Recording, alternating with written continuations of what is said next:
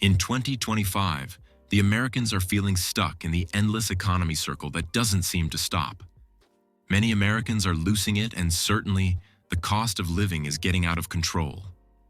We are going to look into everything you ought to really know. Most Americans are not making enough money to afford the basic costs of living. A new report found a, quote, minimal quality of life is out of reach for the bottom 60% of American households. Now, this analysis considers whether people can afford food and shelter, and it also looks at the affordability of technology tools for work and education, as well as health and childcare. The income gap. If you don't know, let me just sink this into your ears. The income gap in the United States is really wide, and it has been a persistent issue. This gap is significant, with the top 1% earning substantially more than the bottom 99%, leading to a wide range of disparities. So, the small summary is that the bottom 99% scramble for how to survive that day, while the top 1% are well-to-do for the whole year. But in this bloody 2025 we are facing in America, the top 10% of earners control approximately 70% of the nation's wealth, which is a big difference from the previous decades. I actually come from an average income home, but we lived in a below environment because the income we had suited us for the main time, and it sucked deeply. Anyway, let's continue with the video. If you then drive yourself to the home ownership situation, we will be looking at each other because it does not look too affordable for us. I am speaking for Gen Z and Gen Alpha in particular. With mortgage rates surpassing 7% following a U.S. credit rating downgrade, prospective buyers face higher borrowing costs, further widening the gap between homeowners and renters. This disparity is particularly pronounced among younger generations and minority communities, who are disproportionately affected by rising housing costs and limited access to credit. Many of us are still renting, and while the Gen Z are turning 25 to almost clocking 30, the homeownership is still looking as disastrous as ever. Getting a home is not free because you need your wage or savings to buy one. The wage growth has never ever been in line with inflation since the 2020 pandemic, especially for low and middle-income workers. While executive compensation and stock market gains have surged, many workers have seen their real incomes stay the way they are, or it has been reduced by their employers so that they can just at least survive in this horrific inflation. The income gap for the poor is what I discussed above, and the top 1% are really good to go if they spend their money wisely. The gap is much, and it is getting worse in 2025. So fingers crossed if 2026 would look worse than this year. Unbelievably, according to the Rand Corporation, over the past 50 years, nearly $80 trillion, that's a T, $80 trillion in wealth has been redistributed from the bottom 90% of the American people to the top 1%.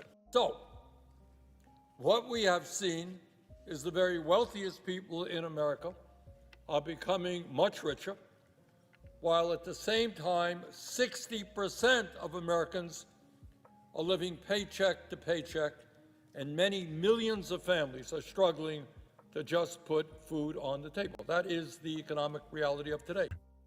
Fixed incomes.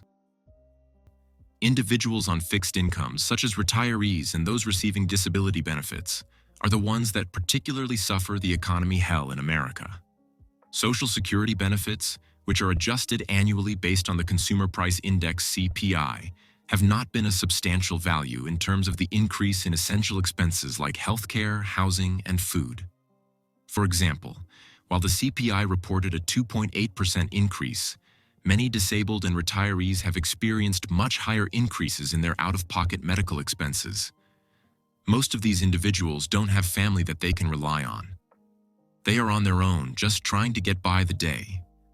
I actually feel sad for them because if their fixed income was better and it corresponds with their daily expenses, it will be a long and prosperous way for them.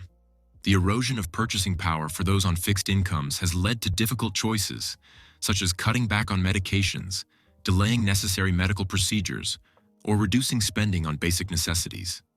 This financial burden has not only devastated individual well-being, but also places additional pressure on social services and healthcare systems. The housing market in America is a big mess. The shortage of subsidized housing that can be a little bit equal to your savings has made low-income earners to leave in the streets. And the street life is scary because crazy things do happen. The fixed income should be looked into most, especially for those with disability and retirees. They need it the most, and I truly hope that the government do something and act fast too. Cole Schmitnick only lives in his parents' Bill and Shannon's memories. This was Thanksgiving. Dead at 22 because of his asthma, something they say never should have happened. Cole went for a routine refill on his Advair, and when he got to that pharmacy counter, he learned that it was going to cost him over $500, and that was a shock to him. Cole had insurance through his Wisconsin employer. What he didn't know, his parents say, is that Optum Rx, the pharmacy benefit manager for his plan, changed its list of covered drugs. The preventative Advair discus inhaler he had used for years cost Cole no more than $66.86. Suddenly, its price tag over $539. Unable to afford it, Cole's parents say he would pay with his life. Inflation and recession concerns.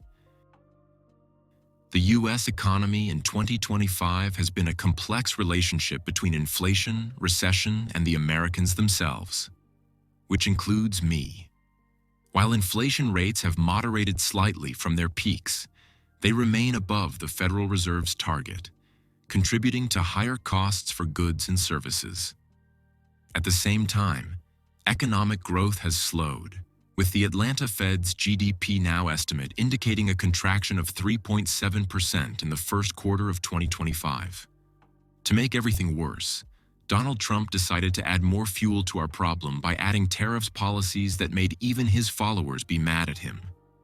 I believe that he could have done a better job by analyzing if the tariff policies will improve the economy or not. Now, we are stuck in a looping hole of how should we get out of here? The imposition of tariffs on imports from key trading partners has led to increased costs for businesses and consumers alike. Retaliatory measures from other countries have further strained international trade relationships, contributing to supply chain disruptions and increased uncertainty in the business community. Consumers in America are not as confident as before. Consumers' confidence has also declined, with the University of Michigan's Consumer Sentiment Index falling to 50.8 in April 2025, significantly below historical averages. This insignificant blow has made us to reflect on the growing concerns about how our personal financial situations and the U.S. economic has been all this while. I must say this: if the consumer confidence continue to decline, there will further slow growth in the economic situation. The consumer will lack confidence because of lack of sufficient income, and they will start checking if the product they want to buy is even that important or not. So that is how it is going to work. The Federal Reserve are trying their own best to attack the challenging balancing act in America. They actually aim to control inflation through monetary policy and aggressive interest rate hikes. But little do they know that this could further deepen the economic activity and increase the risk of a recession that we are quietly trying to avoid. To be a little bit honest with the American government, maintaining lower interest rates may not actually be sufficient to address inflationary pressures, because it can still lead to prolonged periods of elevated prices. So they need to find some other ways to tackle what is to come in 2026.